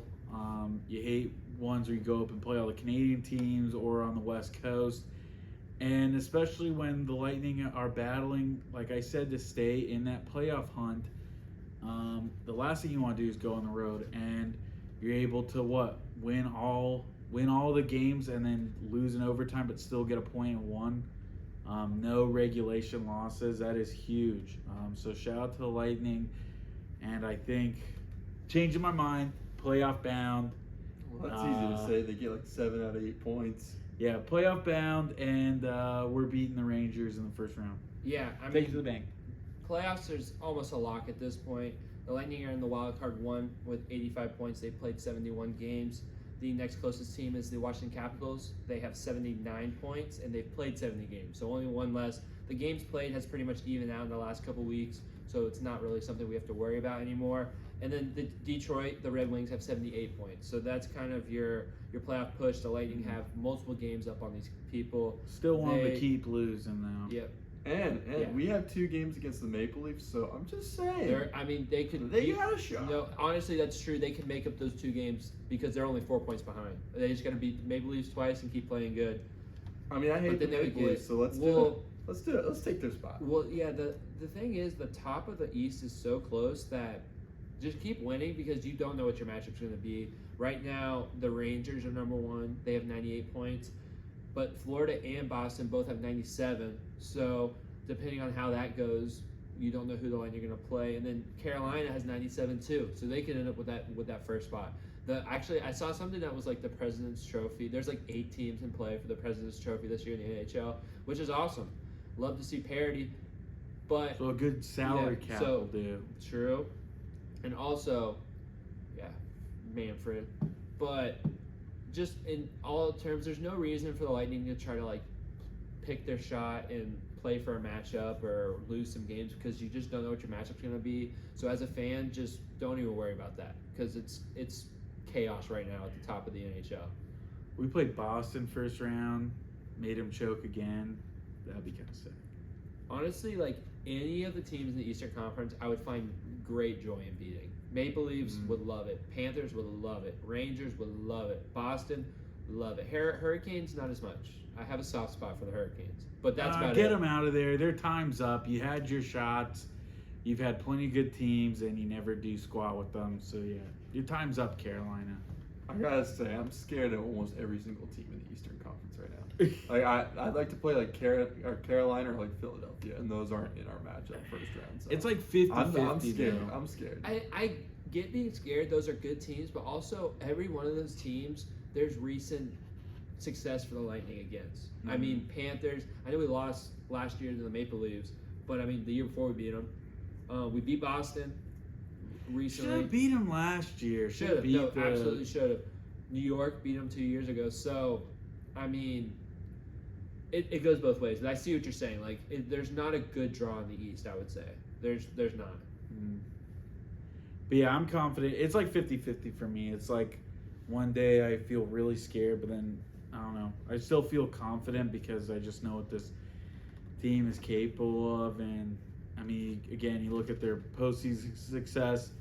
The Rangers, not scared of them. Boston seems to choke every year.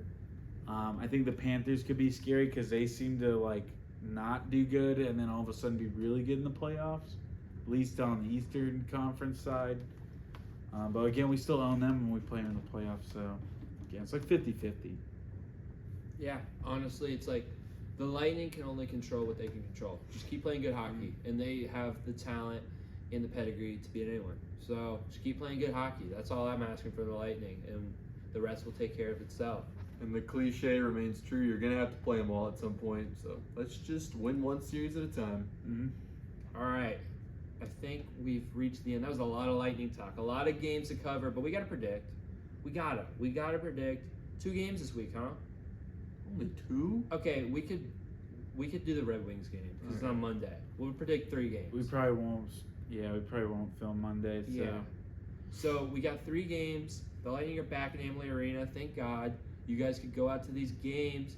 They got a big one on Wednesday against the Boston Bruins. So if you can go to that game and you're a Lightning fan, go there and be loud. Go there and be loud because we don't want to hear all these Boston brats in Amalie Arena. It's on TNT. On TNT. Lightning have a lot of national televised games. That's a good they're one. Champs. Yeah, that's a good game. It's a big game. And then the Lightning host another team from the Northeast, the New York Islanders, a team that is fighting for a playoff spot. They have not been playing great hockey recently. And they come into Amalie Arena on Friday. Nope, Saturday. Sorry. Check that. Saturday, they come into Amalie Arena for a 7 p.m. game on Bally. And then next Monday, April 1st, April Fool's Day. Are we lying to you? Nope. We're telling the truth. We don't lie on this podcast. The Lightning are going to host another team in the playoff race, in the thick of it, the Detroit Red Wings at home. So Probably 3 eliminate them at that point. Maybe. 3 games, 3 playoff teams potentially. What are you guys predicting for these games? I'm not Simon Cowell. You guys are liars. 3-0. Oh, Are you ready for this? Let's just keep having fun. Connor Sheary.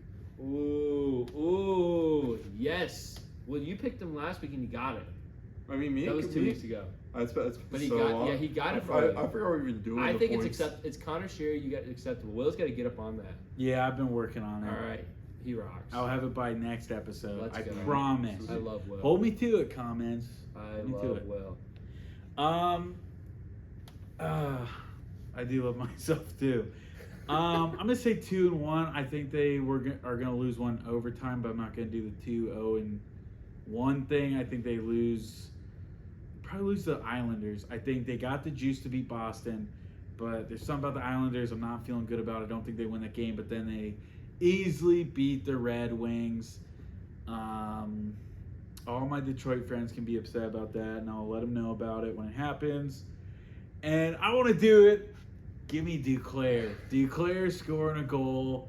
I get to say that for the first time. Duclair will score a goal for Lightning. That's my prediction.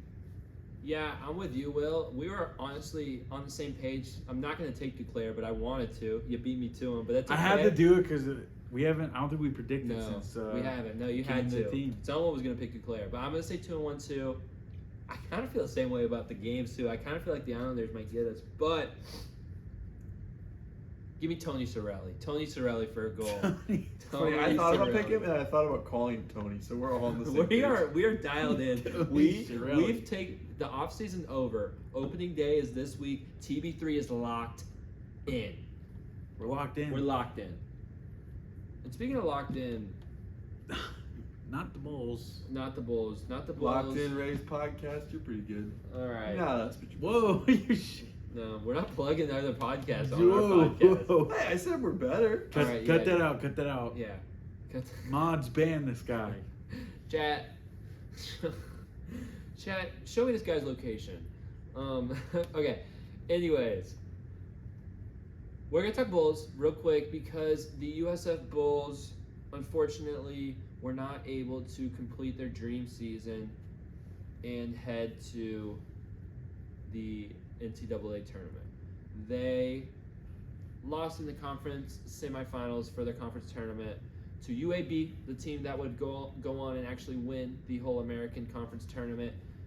And this was a heartbreaking end to the number 1 seeded USF Bulls, and this led to them being placed in the NIT. So, guys, real quick, I guess, I don't know, just final thoughts on the season, thoughts on maybe if you guys watched that game or just like how it ended, anything you got.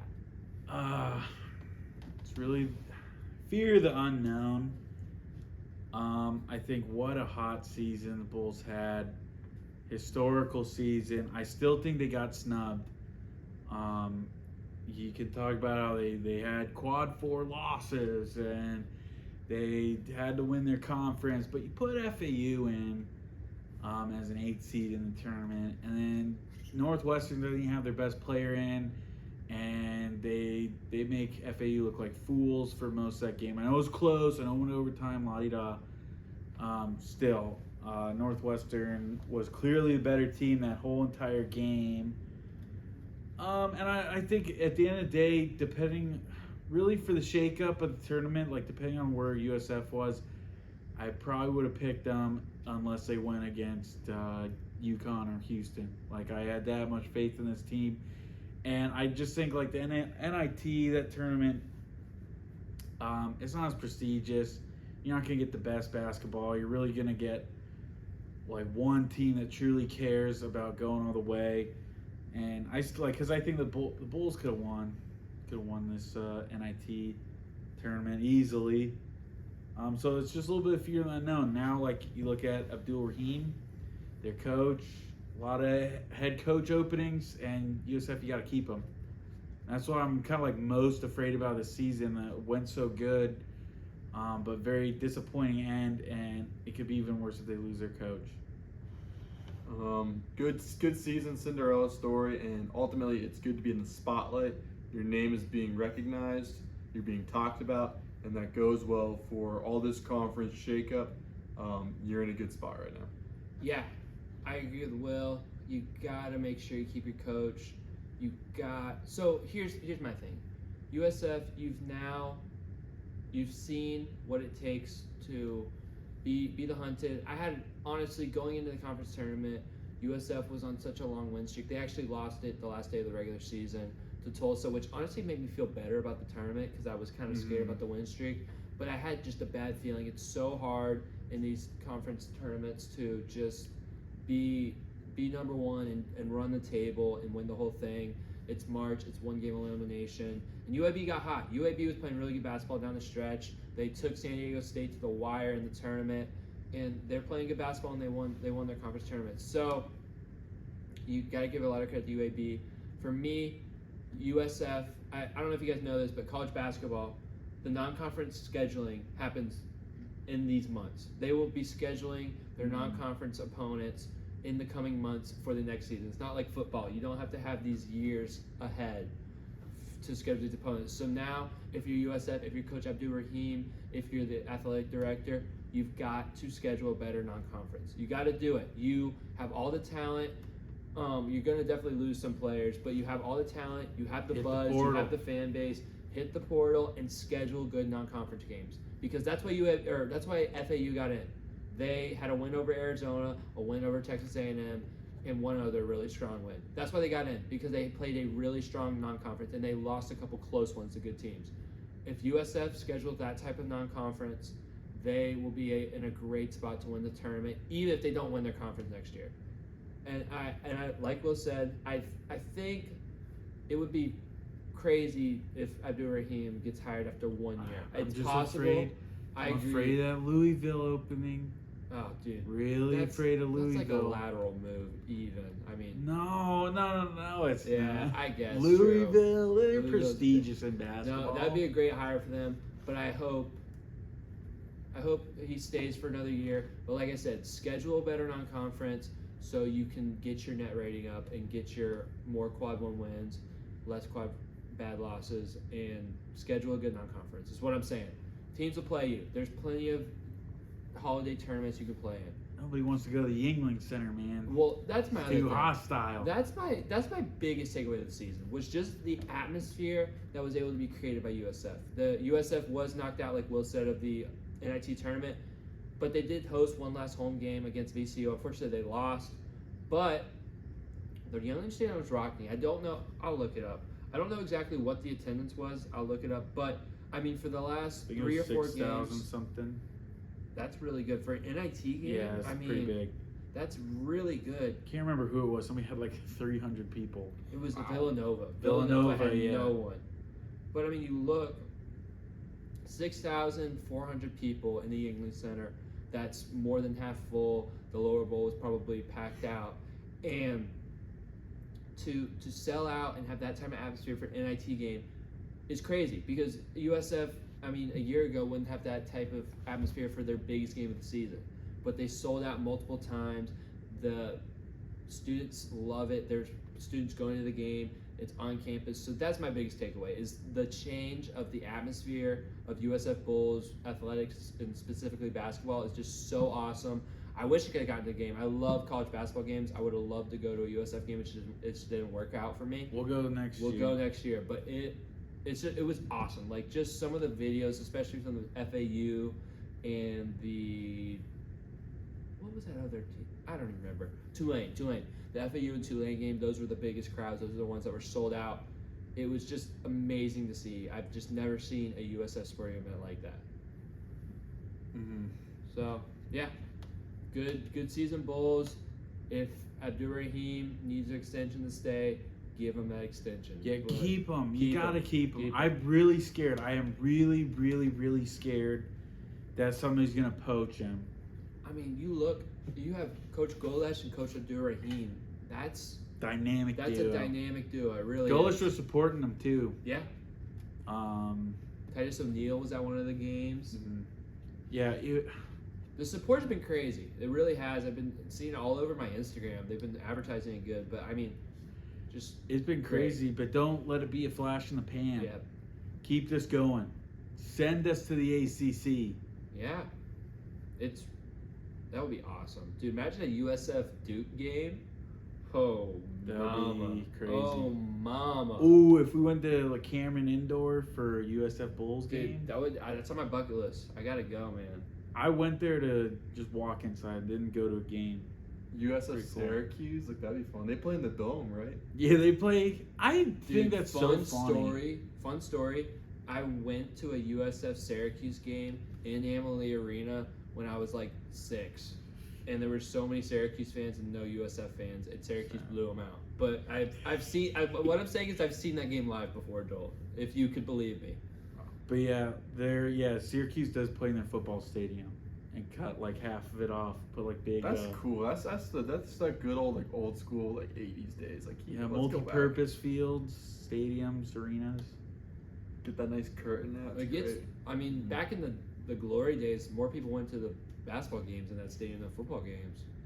Yeah, I mean their basketball team has been, they've been on the downhill. It's been a while past since couple they've been years, good, but though. those Carmelo runs, man. Even like, what was that guy? CJ Fair, I think his name was. Dude, man, crazy. I'm just thinking of random Syracuse players now. 2-3 zone, baby. Let's go. Jim Boeheim. Yeah, but I think that's all we have about USF. He has one of the best brackets right now. Jim Boeheim, almost like he knows ball or something. Yeah. Like, well, I mean, like the other one was like, who had a perfect bracket? Bijan Robinson. Bijan That was crazy. Mustard. But so yeah, like I mean, it's random. It's random. It's random. No, I agree. He does know ball though. He does know ball. Yeah, is that it? Do we got some Ray spring training in us? Any tournament thoughts? Just to talk about it. Wait. They beat UCF in the NIT. Oh yeah, they did. Big win Because over your little brother. Against your little brother, the Kings of we're a Power 5 school. We're a Power 5 school. Well, you know what? We own you, buddy. We own you. We own I-4. We own the worst highway in America. Is it good to own I-4 though? That's the Dude, question. It's the war on I-4. It's the greatest rivalry of all. It It's is a great name. And get to Power 5 and bring that rivalry back. They need to that needs to be one of the non-conference games they schedule because that rivalry is special. Basketball, you should be scheduling a home and home with UCF and USF. It's basketball. You Like, have so many non-conference games. Those games are sellouts. All 4 games sellouts. And football too. Bring that back. Yeah, for sure football, but football's a little harder. But That one's basketball, harder. there's no Basketball's a reason. piece of cake. Yeah, I agree. And then Had to bring that up. Tournament, man. My Gators went out on a Kawhi Leonard shot. It was really heartbreaking for my household. I know some of you guys know Luke. He's been on some episodes. Me and him and my family were watching it, and it was just heartbreaking. That's just the side of March Madness you don't want to be on. but Colorado. They shot like 60% from the field. Good for them. KJ Simpson pushed off, but that's okay. We don't call those against the team to get Florida's playing, but that's all right. But I mean, other than that, some great games, man. A lot of overtime games. I still think that was the best game of the tournament, though. It's possible. Did you catch Houston versus Texas A&M last night? It was not late. the whole thing. Oh man, crazy shot to send to overtime, and then Houston, like 3 of their players fouled out, so this like walk-on had to like shoot a clutch free throw, and he made 1 or 2, and he shot like 4 free throws all season. Dang. Crazy. Creighton, Oregon was a crazy game. See, that was a crazy game. I just been a little disappointed with some of the overtime ones because I feel like none of them have been super close. Because like that game went to double overtime, and then Creighton scored like 15. Yeah, but still, if you're going to double overtime, that's close for a long time. A long time. I want like a good buzzer beater in overtime or something. KJ Simpson did that. Gosh. Shout out Yale for beating Auburn. Those guys are cocky as heck. Yeah, and that one guy got ejected like right off the rip. Dude, scumbag, absolute scumbag. What are you doing? I would kick you off the team. I mean, and then we got to talk Jack Golke, March Madness legend, sends out SEC rough tournament. Rough tournament for the SEC. He sends out Kentucky, strokes that thing all night. Green, baby. Green. Yeah, he did like 355 3-point attempts this year and like crazy. 8 2-point attempts. Just crazy. Crazy hairline. Already has a deal with TurboTax and B-Dubs.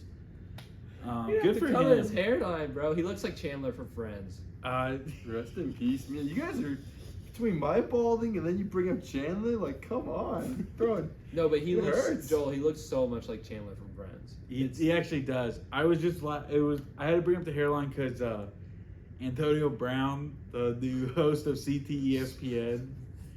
He's been on a legacy run. Legacy run. I love CTESPN. Maybe we'll be a part of it. Hey, TV3 CTESPN. Hey, But yeah, he's like flipped his hair upside down. He's like, you know what that hairline upside down spells W. Dude, Antonio Brown, he's a nut, but he's a little funny. What else we got? I got a notification from ESPN a couple minutes ago. Iowa up 52-50 to West Virginia. Kind of a close game for Caitlin Clark. Oh man. Let's see, that was 21 minutes ago actually. They won. Oh man. They won by 10. That would be crazy if Iowa went out early. Yeah. R.I.P. to the Lynn Sandy run for Big Crooks on Iowa State. She's good. Freshman. 40 points, first game. Stanford didn't deserve to win that. I wanted a Big Crooks run to the Final Four at least. Valid. Yeah, I think we moved to the Rays real quick. Yeah, get a little bit of the Rays in. Spring training, was it the last game today? I think it was. No, tomorrow. Tomorrow's the last game. Tomorrow's spring training wow. is wrapping up. The Rays are about to be playing real baseball that counts very soon. And it's our pleasure to announce that you're listening to this on Tuesday because you're listening on the first day.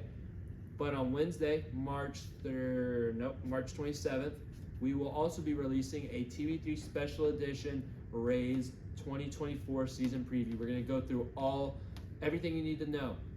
Who do we think is going to do good? Who do we think is going to do bad? What's the AL East going to look like? All these things we're going to go over in the TV3 special edition. So if you're here for Rays and you're like, why are we talking about spring training? I want to talk about real things. Just click over to the next video. But yes, we'll keep it brief for this one. So we're putting a bow on spring training. What stuck out to me is on March 19th, Tyler Alexander faced off against the Red Sox, who have a decent lineup, and he went 5 innings pitched, 6 hits, 0 walks, and 1 earned run over 5 innings.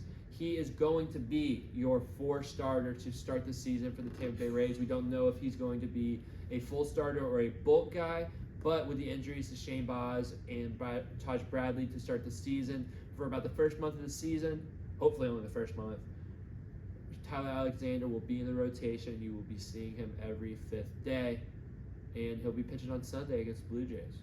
Yeah, shout out to Curtis Mead, man. Yes, sir. That picture is going on Instagram. Shout out to Curtis Mead. They picked him up pretty under the radar in November off the waivers from the Tigers, and to play well in spring and earn a starting role while it might be temporary because the Rays got a lot of injuries. It's not going to be temporary. Yeah. Joel. Let's start off with. Let's go I'm back sorry, to boy, sorry, let's go back to showing. Mr. Positive. Let's go back to how you're talking about the Lightning. Let's It's go hard back to to be Lightning at positive on 3-0. this. All right, 3-0 Lightning. Remember that. No, but Joel That's is my right. quote of the episode. Joel is right. We know that the Rays are prone to injury, so having depth with a guy like Tyler Alexander who can play in the bullpen, be a bulk guy, be a starter maybe, is a very valuable thing for the Rays, and I hope he's good. And you know the Rays' track record with turning relievers into some solid starters. This could be maybe a permanent move, but a good one, not because they're riddled with injuries. Maybe. Hey, some blessed subtraction. Another story for the Rays this spring is a new guy, a guy that I'm really excited to see, Mr. Richie Palacios. In spring training, he is slashing with a 308 average, a 362 on base percentage, and an 881 OPS. So he's having a really good spring. He's going to probably start opening day because Josh Lowe got set back a couple weeks. So Richie Palacios will be your corner outfielder to start. And I'm excited to see what he does with the Rays because I think he has a nice swing and a lot of potential to do good this year with the Rays. Yeah, I talked about him at the start of spring training. I was really excited for him. I think it was an underrated pickup. 3 home runs, 7 RBIs. I think that 3 home runs he's tied for first this spring training for the most home runs on the team. Randy has 4. Randy has 4. Okay, Yeah. so second. Yeah. Second place with 3. There's no shame in second place. Uh-huh. So yeah, that would be huge if this guy turns up. Huge. We need all the help we can get in the offensive production. We need big hits, big home runs. It's how you win ball games. So I'm excited to see him get some real playing time and hopefully be a huge factor on this Rays team. And it'd be exciting to see him kind of take a step into being a key player of this Rays team if the Rays inevitably make some of those subtractions in the coming months, maybe even in the coming year. Yeah. I don't. Oof, that scared me. I don't like that on. Sorry to bring that up, brother. But I mean, this is the moment where you can start making those steps towards those player transitions that happen within the Rays system. I'll say this: Rene Pinto has given me a reason to believe. All right. He there is we my go. catcher. There you go. There's some positivity. Yeah.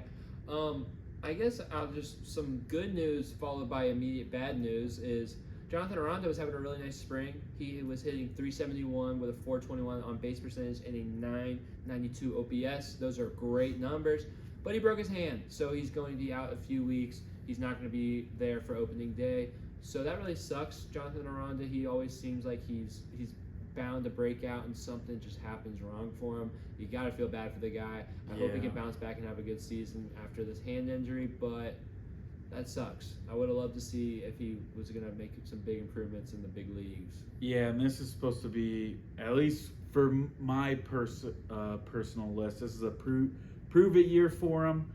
So it really stinks to see the setback, but when he comes back, he's got to be an impact player. We can't have another season of him going up and down between here and Durham.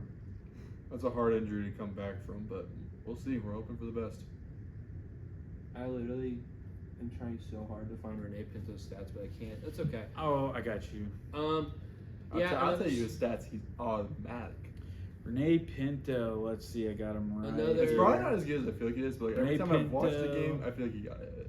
Are you ready? Rene Pinto, 0 home runs, 1 RBI, 222 batting average, on base percentage 250, 259 slugging, and 509 OPS.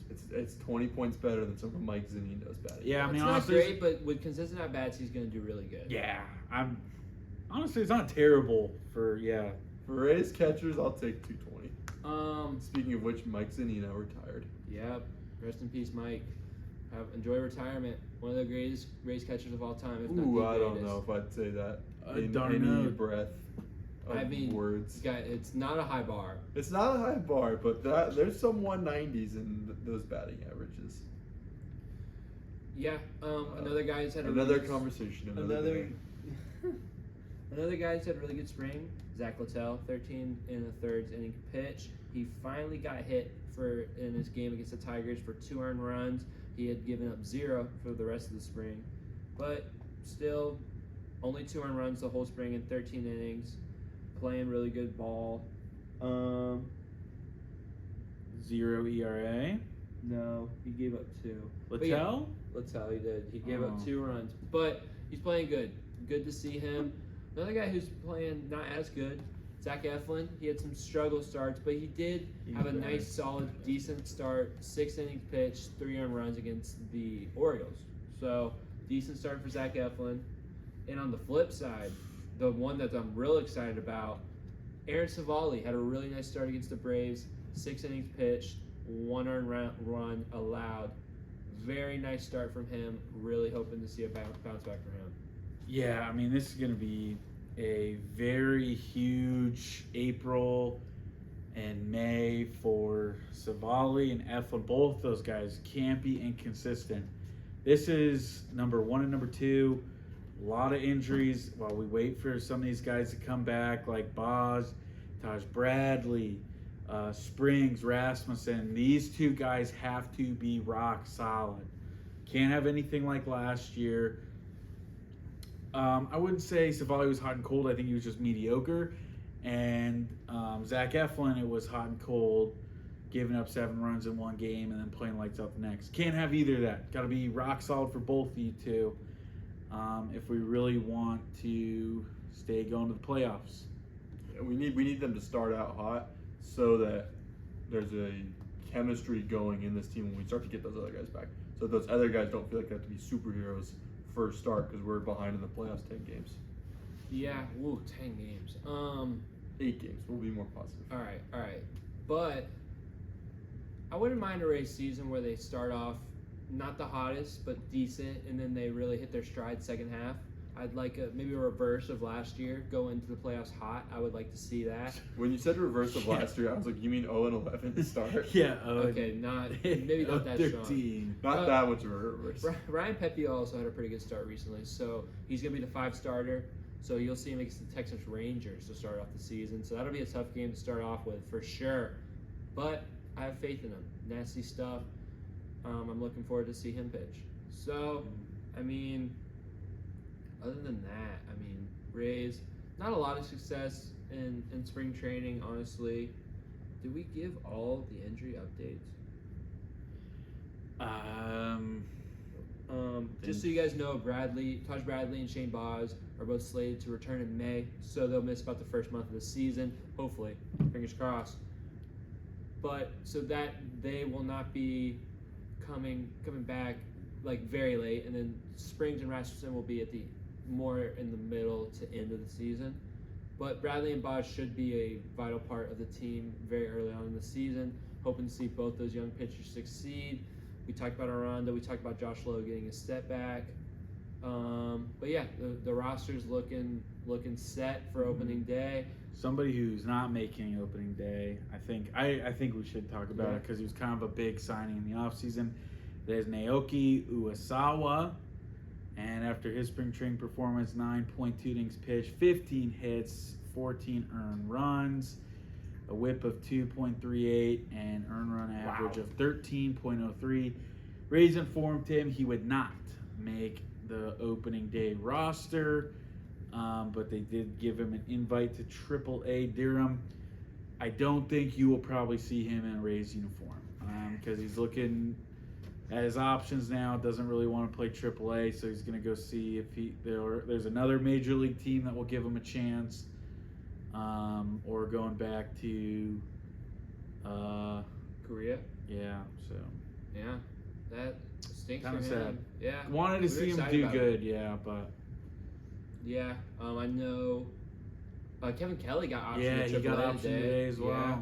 Oslevis Wasabi was optioned to AAA. Not really a shocker with Ahmed Rosario and Jose Caballero. But, nothing much. Randy Rosarina, 4 bombs, looking jacked as ever and ready to carry the team. But yeah, so Thursday, 4 o'clock in Tropicana Field. 4:10. 4:10 in Tropicana Field against the Blue Jays. The Rays open up the season. Zach Eflin will be your starter against Jose Barrios. So tune in. Maybe if you can get into the shop, go. They claim it's already sold out. Oh, really? There still might be tickets around, but that's what the Rays are saying. All right, good 18,000 people should be there on Thursday. How do they fit 18,000 in the... Wait, 18,000 is... They can get like 25 in the lower bowl, right? I think so. I don't know. Well, they claim a sell. Let me see what Mark Tompkins. I mean, it might be like 3/4 full is considered a sellout. That's not. They how might that be. should They work. might have closed off even more seats. That would be. No way. Oh, I know where I got 18,000 from. Sorry. 18th consecutive sellout for the home opener. Oh, there you go. Good for the Rays. There was Put that on the 18 banner. somewhere. Yeah, they per Mark Topkin, Tampa Bay Times. It will be a sellout on Thursday. That's pretty sad to think that it hasn't been like 27 straight. Like, there's been times we didn't sell at opening day. Yeah, well, home opener. You know, sometimes you get an opener on like a Tuesday. Yeah, Like a home Menards. opener. Sorry, not Yeah. opening, a home opener. Yeah. Because, yeah. But yeah, tune in. If there's some tickets available, go. Maybe I don't know what me and Joel, but we might be getting this ballpark pass. We gotta do We, it. well, we then, but I'm gotta saying we do gotta it. get it so then we can go on opening day. Oh, I mean, yeah, just count You guys me got in. like 2 days. Yeah. I want to do it, but I do it. Do it. Come on. there's gonna do be it. games where I just want to go sit up close, and I'm gonna feel like I'm not gonna even say. wasting I'm not my gonna say money. it on air. No, Just yeah. sneak into your seat. You can't do it with some of those seats. They always come in You are pester you. such a fancy man. He is a fancy man. I'm not even fancy. You go on listen, if you want to have a great time at the Trop, I'm talking great. You find a game, like a Tuesday night, 6:40. They're playing the Kansas City Royals, okay? You love the Rays, so you want to see them play. But not a lot of people are attracted to seeing the Royals play on the other side of the dugout. That's not true. There's a lot of Royals fans who go to games. Well, not that many, All right. especially in the Trop. And then you look at the MLB Ballpark app. You don't use any other ticket sites. You download the MLB Ballpark app. True. Then you go section by section. Sections like 110 through 118. That's right along the Rays dugout. And I'm telling you, on some of those night games where they're not playing the Yankees or the Red Sox or the Dodgers or anybody like that, you can find like 4 or 5 rows up from the dugout for like $60. That's If not you even really good. want, yes, it is. Oh my god! Up close and personal. Like 20. You can see the whites of their eyes. They look at you. You wave at them. Like you just get right. You can hear everything right up close. You can hear them talking. I just want to be in the Trop, man. That's all I Me want to too. do. But like, But I want to be in the Trop when it's full and it's hot and there's Yankees fans that I can heckle. I hate when the Yankees come to town. Give me like a kind of I- empty night. I feel like obligated to go Athletics. and like show off and be a force to reckon with for Tampa Bay I fan just nation. hate how those criminals raise the ticket prices. Yeah. When the Hey, Yankees come, they're not going to do that because we're going to have the ballpark pass and no blackouts. You'll be sitting in the We'll be standing and I'll be Here's- jumping up. Budweiser. No, porch. here's how you do it. I'm not proud of this, but before the game starts, you look on that ballpark app and you find empty seats. You also, if you're It's going true. with your friends, have them. Okay, never mind. We don't need to share our secrets here. Hey, let the I like- secret go. I like Well, I'm just I saying, want if you're secrets. getting the ballpark pass and you want to go with your friends, Here's what the wisdom I have to offer. yeah. I'm not proud if of you're- it. No. Say you're going with 2 of your friends, and you want to sit with them, but you have the ballpark pass, so you don't want to buy a ticket. You have your friends buy 2 seats and leave a seat open in the middle. And MLB lets you do that. The ballpark Yeah. app lets you do it. So Mhm. many other sites don't let you do Yeah, that. so no one's gonna want to buy that ticket, and that's where you just slip on in there. So Yeah. that's that's our take. It hasn't been like that, but there has been games I've gone by myself where there's like 3 seats. I picked the one in the middle because I'm like, nobody's sitting next to me on either side, and then like 2 random people show up and do. And good for them. More Ray fans, the better. But it's like, come on, man. You picked this seat right next to me. And then there's like 4 rows empty behind you. Like, you should just go to those seats. Well, I mean, you Exactly. can always move. I'm always, if there's open seats, I'm moving to the space. That's what I do. the closer you sit to, the seats become cushion. It's All true. right. I don't get that bougie. I honestly, I'd stand. But you can do it for I'd cheap. stand for every sporting event ever for every second of it if I could. I love standing at sporting events. It's just the Tropics not socially acceptable because there's not passionate fans. Baseball, I like sitting. Baseball's baseball good. It's like a Sitting gentleman's. You conversational sit like a sport. gentleman. You write in I your. mean, you get a scorebook? Yeah, you write in the scorebook. You get a fire game and everyone's standing. Oh man, I can't stand to eat a stinger dog. that's true. Well, you're gonna have to sacrifice something. I'm kidding, but yeah, that was our race talk. Spring training.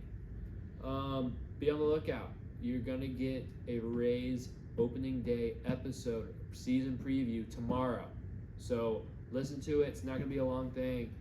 We're just gonna give you everything you need to know. So this is show it to your friends that want to know more about Rays baseball going in. Show it to your Yankees fans that are like, what are the Rays looking like? I don't know ball because I'm a Yankees fan or a Red Sox fan because I don't keep track of things. I just say I live in New York. Too busy watching the Lakers. What are the Yeah. Yankees doing? Yeah, the Where Cowboys. was the Cowboys?